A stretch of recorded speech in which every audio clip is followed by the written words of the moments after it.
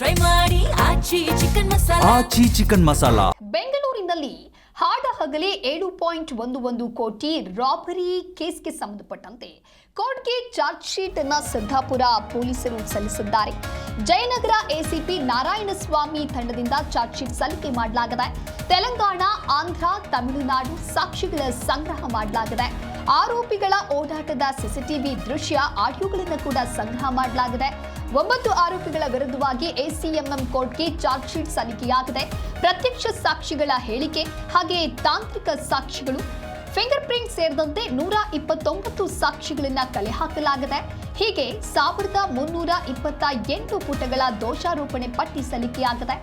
ಸಿದ್ದಾಪುರದಲ್ಲಿ police ಠಾಣಾ ವ್ಯಾಪ್ತಿಯಲ್ಲಿ ಆಗಿರ್ತಕ್ಕಂಥ ಘಟನೆ ಇದು. ನವೆಂಬರ್ 9, 2025ರಂದು ನಡೆದಿದ್ದಂತಹ ಗ್ರೇಟ್ ರಾಬರಿ ಇದು.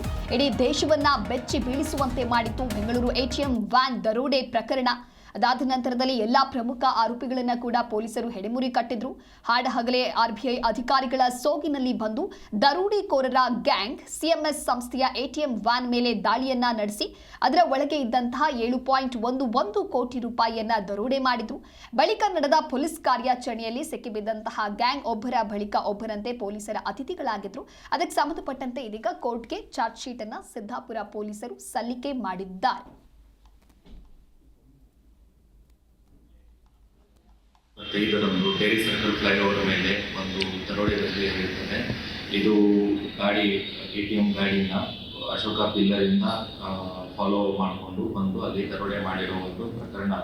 ಅದರಲ್ಲಿ 7.11 ಕೋಟಿ ದುಡ್ಡನ್ನು ತಗೊಂಡು ಪರಾರಿಯಾಗಿದ್ದ ಒಂದು ಪ್ರಕರಣ ಸಿದ್ದಾಪುರ ಪೊಲೀಸ್ ಠಾಣೆಯಲ್ಲಿ ವರದಿಯಾಗಿರ್ತದೆ.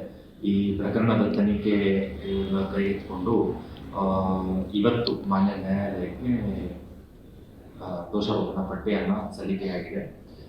ಪ್ರಕರಣದ ತನಿಖಾಧಿಕಾರಿಗಳಾದ ಎಸಿಪಿ ಜಯನಗರರವರು ಹಾಗೂ ಅವರ ತಂಡ ಒಂದು ಕಾಲಮಿತಿಯಲ್ಲಿ ಸಂಪೂರ್ಣ ಒಂದು ಸಮಗ್ರವಾದ ತನಿಖೆಯನ್ನು ಕೈಗೊಂಡು ವಿವಿಧ ಬಗೆಯ ಸಾಕ್ಷಿಗಳಾದ ಅಂದರೆ ಪ್ರತ್ಯಕ್ಷದರ್ಶಿಗಳಾಗಿರ್ಬೋದು, ತಾಂತ್ರಿಕ ಸಾಕ್ಷಿಗಳಾಗಿರ್ಬೋದು ಹಾಗೂ ಇತರೆ ಸಾಕ್ಷಿಗಳು ಅಂದರೆ ಫಿಂಗರ್ ಪ್ರಿಂಟ್ಸ್ ಆಗಿರ್ಬೋದು ಮತ್ತು ಆಡಿಯೋ ರೆಕಾರ್ಡಿಂಗ್ಸ್ ಆಗಿರ್ಬೋದು, ಇವನ್ನೆಲ್ಲ ಕಲೆ ಹಾಕಿ ಒಂದು